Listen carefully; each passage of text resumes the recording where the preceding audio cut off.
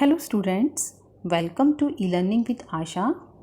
हम लोग पढ़ रहे हैं टाइम सीरीज़ के रिगार्डिंग। ये हमारा सेकंड वीडियो लेक्चर है। फर्स्ट लेक्चर में हमने ये देखा था कि टाइम सीरीज़ क्या होती हैं, इनका पर्पस क्या होता है और ये किन किन कंपोनेंट से मिलकर बनती हैं। तो टाइम सीरीज़ के कंपोनेंट्स की अगर बात करें तो there are 4 components of time series. Components में हमें क्या देखने को मिलता है कि over a period of time जो हमारा टाइम सीरीज़ का डाटा है उसमें किस तरह के फ्लक्चुएशंस हो रहे हैं या वेरिएशंस हो रहे हैं या चेंजेस हो रहे हैं। ये वेरिएशंस लॉन्ग टर्म भी हो सकते हैं और शॉर्ट टर्म भी हो सकते हैं। ओके, अगर हम लॉन्ग टर्म की बात करें तो लॉन्ग टर्म का मतलब होता है over a period of years. Over a period of years हमारे 5 साल, 10 साल, 20 साल, 30 साल के हो सकते हैं। और अगर हम शॉर्ट टर्म की बात करें तो वो हमारे विद इन 1 ईयर या 2 या 3 ईयर्स तक के हो सकते हैं। ठीक है, तो ये हमारा था कि हमारे कंपोनेंट्स का जो वेरिएशंस है वो लॉन्ग टर्म या शॉर्ट टर्म कैसे हो सकता है। ओके, तो अभी हमारे 4 तरह के कंपोनेंट्स हैं। इसमें लॉन्ग टर्म कौन सा है और शॉर्ट टर्म कौन सा है वो देख लेते हैं। जो हमारा सेक्युलर ट्रेंड है एक तरह से लॉन्ग टर्म वेरिएशंस को बताता है। टाइम सीरीज़ के डाटा के अंदर जितने भी वेरिएशंस लॉन्ग टर्म के होंगे उसको बताता है। इसके एग्जांपल हो सकते हैं इंक्रीजिंग इन पॉपुलेशन। ठीक है, ये इंक्रीजिंग इन पॉपुलेशन को हम कैसे बता पाएंगे? हमारे पास काफ़ी सालों का डाटा होना चाहिए, उससे हमें पता लग जाएगा कि पॉपुलेशन में इंक्रीज़ कितना और कैसे हो रहा है, किस परसेंट से हो रहा है। ठीक है, और अगर हम बात करें शॉर्ट टर्म वेरिएशंस की जिसमें आते हैं सीजनल वेरिएशंस, साइक्लिक वेरिएशंस और इरेगुलर वेरिएशंस। ये तीनों तरह के जो वेरिएशंस हैं वो रिलेटिवली सेक्युलर ट्रेंड से शॉर्ट टर्म के वेरिएशंस होते हैं। जो सीजनल वेरिएशंस की अगर हम बात करें तो ये हमारे विद इन 1 ईयर जो टाइम सीरीज़ के डाटा में चेंजेस होते हैं उसके बारे में बताता है। और साइक्लिक वेरिएशंस जो होते हैं एक तरह से बिजनेस साइकिल इसका बहुत अच्छा एग्जाम्पल है। बिजनेस साइकिल हमारा 1 साल, 2 साल या 3 साल का जो है फॉर्म ले सकता है। तो ये इस तरह के जो वेरिएशंस होते हैं और रिलेटिवली जो सीजनल वेरिएशंस है तो बड़े हो सकते हैं बट सेकुलर ट्रेंड से छोटे होते हैं। ओके, तो उसके बाद हम बात करते हैं इरेगुलर वेरिएशंस। इरेगुलर वेरिएशन का कोई पर्टिकुलर पैटर्न नहीं होता है, ये कभी भी हैपन हो सकते हैं। ये मैन मेड भी हो सकते हैं या फिर नेचुरल भी हो सकते हैं। जैसे नेचुरल कैलामिटीज़ हैं वो कभी भी हो सकती हैं। जैसे नेचुरल कैलामिटीज़ में हम बात करते हैं फ्लड की या फिर ड्रॉट की या फिर अर्थक्वेक की। ठीक है, इस तरह की जो नेचुरल कैलामिटीज़ हैं वो कभी भी हो सकती हैं। तो इस तरह के वेरिएशंस को हम बोलते हैं इरेगुलर वेरिएशंस, या फिर हम इसको एक नाम और भी दे सकते हैं, रैंडम वेरिएशन। ओके, तो ये रेगुलर वेरिएशन, साइक्लिक वेरिएशन और सीजनल वेरिएशन ये फॉर्म लेते हैं हमारे शॉर्ट टर्म वेरिएशंस का। और सेकुलर ट्रेंड जो होता है वो हमारे लॉन्ग टर्म वेरिएशंस होते हैं। ओके, तो आज हम बात करेंगे कि इन वेरिएशंस इन वेरिएशन को हम कैसे मेज़र कर सकते हैं, किस तरह से हम इन वेरिएशंस के बारे में पता लगा सकते हैं कि ये हमारे ग्रोइंग ट्रेंड है इनका या फिर जो चेंजेस हो रहे हैं किस तरह के हो रहे हैं या फिर डिक्लाइनिंग फॉर्म में। ओके, तो हम आज देखते हैं कि इनको मेज़र किस तरह से किया जाए। तो सबसे पहले हम देखेंगे अपने फर्स्ट कंपोनेंट के बारे में जो कि है सेकुलर ट्रेंड। तो सेकुलर ट्रेंड को किस तरह से मेज़र किया जा सकता है वो उसके लिए हमारे पास अगेन 4 मेथड्स हैं मेज़र करने के लिए। फर्स्ट है फ्री हैंड और ग्राफिक मेथड, सेकंड है सेमी एवरेज मेथड, थर्ड है मूविंग एवरेज मेथड, फोर्थ है मेथड ऑफ लीस्ट स्क्वायर। और आज के इस वीडियो लेक्चर में हम लोग इन 4 मेथड में से फर्स्ट के 2 मेथड्स को कवर करने वाले हैं। ओके, जो कि है फ्री हैंड और ग्राफिक मेथड और सेकंड है सेमी एवरेज मेथड। जो हमारा सबसे पहला मेथड है सेकुलर ट्रेंड को मेज़र करने का वो है फ्री हैंड और ग्राफिक मेथड। जैसा कि बच्चों नाम से ही आपको पता लग रहा होगा कि एक तरह से ये फ्री हैंड है। फ्री हैंड का मतलब है कि कोई भी किसी भी तरह का मैथमेटिकल फॉर्मूला हमें नहीं लगाना है इस सेकुलर ट्रेंड को मेज़र करने के लिए। जस्ट एक ग्राफ बनाना है और ग्राफ की हेल्प से ही हमें पता लग जाएगा कि हमारा ट्रेंड ग्रोइंग है या फिर डिक्लाइनिंग है। ओके, तो इसके लिए हम एक एग्जाम्पल की हेल्प लेते हैं। सबसे पहले आपके सामने ये एग्जाम्पल जो है वो देखिए उसमें क्या करना है, हमें करना है एक फिट करनी है trend line to the following data by free hand method. कौन सा डाटा है हमारे पास, ये आपके सामने एक डाटा आ गया है जिसमें हमें क्या बता रखा है, ईयर्स मतलब टाइम के बारे में बता रखा है, और सेल्स मीन्स जो टाइम के अगेंस्ट जो हमारे पास वेरिएबल है उसके बारे में बता रखा है। अब आपको फिर से मैं रिपीट कर दूं कि जो हमारा ईयर्स हैं 2005 से लेकर 2014 means over a period of years का डाटा हमारे को गिवन है। तो इसलिए ये हमारा एक तरह से सेकुलर ट्रेंड है, और सेकुलर ट्रेंड है मीन्स लॉन्ग टर्म वेरिएशंस की बात करता है। इस टाइम के अगेंस्ट हमारे पास दूसरा जो डिपेंडेंट वेरिएबल है वो है सेल्स हमें दे रखी हैं कि 50, ये हमारी इन थाउजेंड है, ओके, इन थाउजेंड सेल्स दे रखी हैं। 2005 में हमारी 51,000 की सेल है, 2006 में हमारे पास 55,000 की सेल है, 2007 में 72,000 की सेल्स है। इस तरह से ये 2014 तक का हमारे को डाटा गिवन है। तो अब हमें करना क्या है, इस के लिए हमें एक बताना है कि हमारा जो ट्रेंड है सेल्स का वो ग्रोइंग है या डिक्लाइनिंग है। इसको हमें किसकी हेल्प लेकर बताना है बच्चों, ग्राफ की हेल्प से। फ्री हैंड मेथड है ये हमारा।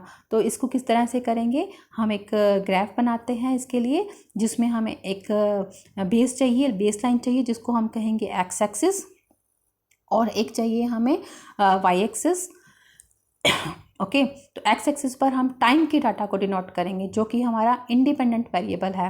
एक्स एक्सिस पर हमारा 2005 से 2014 का डाटा हमें रिप्रेजेंट करना है। ओके, तो हमें ईयर्स जो है वो एक्स एक्सिस पर दिखाने हैं। 2005 से लेकर 2014 तक के टाइम पीरियड को हमें एक्स एक्सिस पर डिनोट करना है, रिप्रेजेंट करना है। ओके, तो ये हमारा जो टाइम दे रखा है वो over a period of years they रखा है। टाइम का जो वेरिएबल होता है वो हमारा इंडिपेंडेंट वेरिएबल होता है। ओके, तो हमने 2014 तक के ईयर्स को एक्स एक्सिस पर डिनोट कर दिया है। अब हमें क्या करना है, वाई एक्सिस पर जो हमारा सेल्स का डाटा है उसको रिप्रेजेंट करना है। ओके, तो सेल्स के डाटा को हम रिप्रेजेंट करते हैं। हमारा जो है 51 मिनिमम है और मैक्सिमम 100 है, तो हम गैप ले लेंगे 50-50 का, जिससे हम अपने इस ग्राफ पर एक जो है प्लॉट कर सकें डाटा को। एक चीज़ और आपको बता देते हैं कि हमने जो वाई एक्सिस पर डाटा लिया है वो स्टार्टिंग से 50 का लिया है और उसके बाद 10-10 का गैप है। तो आप क्या कर सकते हैं, यहाँ पर एक फॉल्स बेस लाइन बना सकते हैं, जिससे इस क्या है कि ये जो गैप है वो उसको डिनोट करता है। ठीक है, आगे हमारा स्टार्टिंग में तो 50 का गैप है, उसके बाद 10-10 का गैप है, तो इस फॉल्स बेस लाइन से ये कवर अप हो जाता है। ओके, तो अभी अब आगे देखते हैं कि हमें करना क्या है। बेसिकली हमने क्या करना है, जो हमारे ईयर के अगेंस्ट जो हमारे पास वैल्यूज़ हैं इसको हमें अपने ग्राफ में प्लॉट करना है। ओके, प्लॉट करने के बाद उसको हमें एक जो है कर्व की हेल्प से बताना है कि हमारी टेंडेंसी कैसी है, ग्रोइंग है या फिर डिक्लाइनिंग है। तो हम देखते हैं किस तरह से। देखिए आपके सामने ये जो हमने एक्चुअल डाटा जो हमारा सेल्स का गिवन था, ये हमारा सेल्स का जो डाटा गिवन था उसको हमने इस जो प्लॉट कर दिया है ग्राफ पर। ओके, तो इस ग्राफ पर प्लॉट कर दिया है, तो ये हमें हमारा जो हमने डाटा प्लॉट किया है उसको हम क्या बोलेंगे, एक्चुअल डाटा। ओके, अभी क्या करना है हमें, जो हमारे ये जितने भी पॉइंट्स हैं उनको कवर अप करते हुए हमें एक अपने फ्री हैंड से एक कर्व खींचनी है, एक ड्रॉ करनी है। ठीक है, तो जिसको हम ट्रेंड लाइन कहेंगे। कैसे करनी है, देखो हमें स्टार्टिंग से लेकर एंड तक लगभग सभी पॉइंट्स को कवर करते हुए हमें एक जो है लाइन ड्रॉ करनी है, जिसको हम कहेंगे ट्रेंड लाइन। ओके, तो ये हमारा फर्स्ट मेथड था बच्चों। ये हमें क्या करना था, एक ट्रेंड लाइन जो कि फ्री हैंड मेथड से बनानी थी। तो ये हमारा फर्स्ट मेथड हो चुका है। एक बार हम इसको ब्रीफ कर लेते हैं कि हमने इसके अंदर क्या किया है। देखिए फ्री हैंड और ग्राफिक मेथड हमने क्या किया है कि एक तरह से सबसे पहले अगर हम बात करें, ये हमारा सबसे सिंपल मेथड है ट्रेंड को बताने के लिए कि हमारा ट्रेंड डिक्लाइनिंग है या फिर जो हमारा ट्रेंड है वो हमारा ग्रोइंग है। ठीक है, अभी जो हमने ग्राफ देखा था उसमें हमारा ट्रेंड क्या डिनोट कर रहा था, हमने क्या देखा अपने जो ग्राफ में हमारा जो ट्रेंड है वो बेसिकली ग्रोइंग ऑर्डर में दिखाई दे रहा है। ओके, तो ये हमारा ट्रेंड ग्रो कर रहा है। ठीक है, इसका मतलब हम क्या कंक्लूड करेंगे कि जो सेल्स हैं वो हमारी जो है over a period of years grow हो रही है, इंक्रीज हो रही हैं। अगर आप थोड़ा सा ध्यान से देखें तो किसी किसी जगह पर हमारी जो सेल्स हैं वो डाउन भी जा रही हैं। ठीक है, तो ये हो सकता है किसी और रीज़न की वजह से। मींस कौन से रीज़न हो सकते हैं? सेकुलर ट्रेंड के अलावा हमारे पास 3 और तरह के वेरिएशंस भी थे बच्चों। कौन कौन से? एक तो था सीजनल वेरिएशन, दूसरा था साइक्लिक और तीसरा था इरेगुलर। तो सीजनल या फिर साइक्लिक या फिर इरेगुलर वेरिएशंस की वजह से भी हमारे किसी किसी ईयर में जो ये हमारा देखने को मिल रही हैं सेल्स जो हमारी कम हुई हैं। But over a period of time जो सेल्स हमारा क्या रिप्रेजेंट कर रहा है, ग्रो हो रही है डिक्लाइन, वो हमें ट्रेंड लाइन बता रही है। ओके, जो सबसे पहले हमने यही देखा क्या कि ये हमारा सिंपल मेथड है जिससे हमें ट्रेंड पता लग पा रहा है। ओके, हमने क्या किया? हमने प्लॉट किए जो एक्चुअल वैल्यूज़ गिवन थी और वाई के अगेंस्ट टाइम की टाइम टी जितनी भी हमारे पास वैल्यूज़ थी उसको हमने अपनी ग्राफ पर प्लॉट कर दिया। ओके, फिर हमने क्या किया? एक कर्व बनाई जो हमें बता रही थी कि हमारी सीरीज़ की टेंडेंसी क्या है, जिससे हमें क्या पता लगा कि हमारी जो सीरीज़ थी वो क्या कर रही है? ग्रो कर रही है। मीन्स हमारी सीरीज़ की ग्रोइंग टेंडेंसी है। ओके, तो उसके बाद एक तरह से ये हम इसको कहें कि इसको आई इंस्पेक्शन मेथड भी कह सकते हैं। क्यों कह सकते हैं आई इंस्पेक्शन मेथड? क्योंकि हमने जो कर्व ड्रॉ की थी वो एक तरह से आई इंस्पेक्शन मीन्स जस्ट देखा और ड्रॉ कर दी कि हमारे सारे पॉइंट्स कवर हो रहे हैं और उस पर हमने एक जो है कर्व को ड्रॉ कर दिया है। ओके, और एक चीज़ और इम्पॉर्टेंट है बच्चों कि जो हमने जो ट्रेंड लाइन बनाई है उस ट्रेंड लाइन का एक बेनिफिट है। क्या है वो मैं अभी आपको वापस दिखाती हूँ। आपने देखा हमने एक ट्रेंड लाइन बनाई। अगर हमें 2014 से आगे का कुछ प्रेडिक्शन करना है, सपोज करो 2016 के लिए कुछ प्रेडिक्ट करना है, तो हम क्या करेंगे? इस ट्रेंड लाइन को थोड़ा सा हम आगे बढ़ा देंगे। तो यहाँ पर जो हमारे पास वैल्यू होगी उस वैल्यू 2016 टाइम के अगेंस्ट जो भी वैल्यू होगी वो हमें बता देगा, प्रेडिक्ट करने में हमारी हेल्प करेगा कि हमें हमारी सेल्स कितनी हो सकती हैं 2016 में। ठीक है, या फिर मे भी हमें ना किसी रीज़न से 2005 से पहले का अगर हमें कोई डाटा चाहिए, ठीक है, तो वो भी हम लोग अगर हमारे पास इंफॉर्मेशन गिवन नहीं है किसी रीज़न से तो हम लोग वो भी प्रेडिक्ट बता सकते हैं कि कितनी हो गई होंगी हमारी। मान लीजिए सपोज कीजिए 2004 के लिए हमें चाहिए तो हम बता सकते हैं कि उस वक्त कितनी सेल हुई होगी। ठीक है, तो हम ये कहें कि जो हमारा ट्रेंड लाइन है वो हमें क्या बताती है कि अगर हम उसको फर्दर एक्सटेंड कर दें, ठीक है, तो हमें क्या पता लगता है? दोनों ही डायरेक्शन में अगर हम एक्सटेंड करें तो हमें पता प्रेडिक्ट कर सकते हैं जो उसकी एस्टिमेट वैल्यूज़ हैं फर्दर टाइम पीरियड के रिगार्डिंग। ओके, तो ये भी इम्पोर्टेंट रहता है। ट्रेंड लाइन को ड्रॉ करने से हमें प्रेडिक्शन करने में हेल्प मिलती है। बेसिकली जो टाइम सीरीज़ है वो उसका हम एनालिसिस ही फोरकास्टिंग या प्रेडिक्शन करने के लिए करते हैं। ओके, तो और सबसे लास्ट बात क्या बताई कि ये मेथड जो एक तरह से सब्जेक्टिव है। ठीक है, जो हम प्रेडिक्शन कर रहे हैं ना वो रिलायबल हो भी सकती हैं और रिलायबल नहीं भी हो सकती हैं। ओके, तो ये था हमारा फ्री हैंड और ग्राफिक मेथड। अगर हम इस ग्राफिक मेथड की जो हमने डिस्कशन की, बताया आपको, इस बेस पर अगर हम आपसे पूछें कि क्या मेरिट्स हो सकती हैं या डीमेरिट्स हो सकती हैं तो बता सकते हैं आप क्या मेरिट्स और डीमेरिट्स होंगी? चलो हम एक बार देख लेते हैं कि मेरिट्स और डीमेरिट्स फ्री हैंड मेथड की क्या है हमारी। ओके, तो सबसे पहले हम मेरिट्स की बात करते हैं। मेरिट्स में आप देख रहे हैं कि सबसे पहले क्या बताया कि फ्री फ्रॉम मैथमेटिकल कम्प्लेक्सिटीज़, किसी भी तरह का कोई भी मैथमेटिकल फॉर्मूला इसमें हमने यूज़ नहीं किया है। तो ये सबसे सिंपल सा मेथड था, इसलिए ये हमारा एक तरह से एडवांटेज है। ओके, दूसरा था सेव टाइम।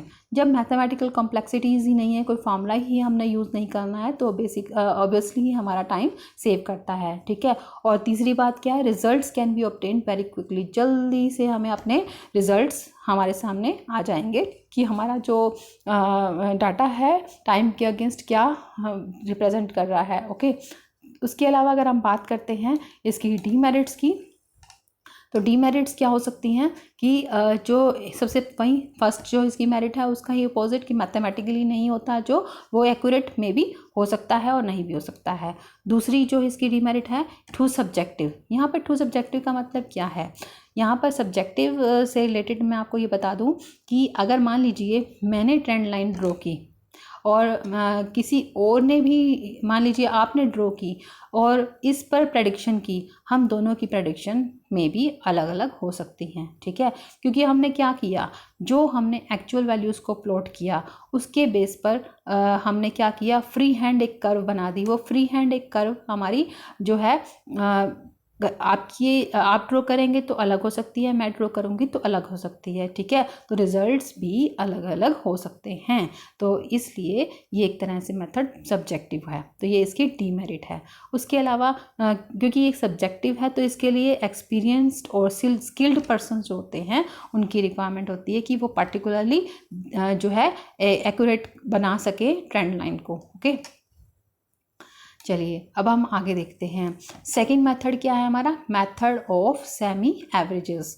बच्चों ये नाम से ही आपको क्या लग रहा है, किस टाइप का मेथड हो सकता है कि हमें कुछ सेमी करना है। सेमी का मतलब होता है आधा करना है, हाफ करना है, ठीक है। अब हाफ किसको करना है बच्चों, हाफ करना है हमें टाइम सीरीज़ को, टाइम सीरीज़ के डाटा को हाफ करना है। कैसे करना है अभी आपको बताएंगे। हाफ करने के बाद उसका क्या करना है, हमें एवरेज करना है। इसलिए इस मेथड का नाम है मेथड ऑफ सेमी एवरेजेस। देखते हैं एक एग्जाम्पल से कि किस तरह से करना है। एग्जाम्पल है fit a trend line to the following data by the semi average method. Again वहीं आपके सामने ईयर्स हैं, सेल्स हैं, सेम डाटा से हम लोग क्या करेंगे, सेमी एवरेज मेथड से जो बताएंगे ट्रेंड लाइन को। Okay, are you ready. तो हमें क्या करना है, सेमी एवरेज मेथड से ट्रेंड लाइन को ड्रॉ करना है। ओके, तो इसको करने के लिए क्या करना पड़ेगा, हमें थोड़ी सी कैलकुलेशन करनी पड़ेगी। चलो, तो कैलकुलेशन क्या करनी पड़ेगी, हमें एक तरह से एक छोटी सी टेबल बनानी होगी, ठीक है। उस टेबल के अंदर हमें क्या करना होगा, हमें अपने ईयर के डाटा को और सेल्स के डाटा को रखना होगा, ठीक है। जो हमारा टाइम है वो हमारा ईयर्स में है, ठीक है, उसको हमें यहाँ पर बताना है। तो हम सारे ईयर्स को यहाँ पर रख देंगे। उसके बाद हमें अपना सेल्स का जो डाटा है वो हमें यहाँ पर रखना है सेकंड कॉलम के अंदर।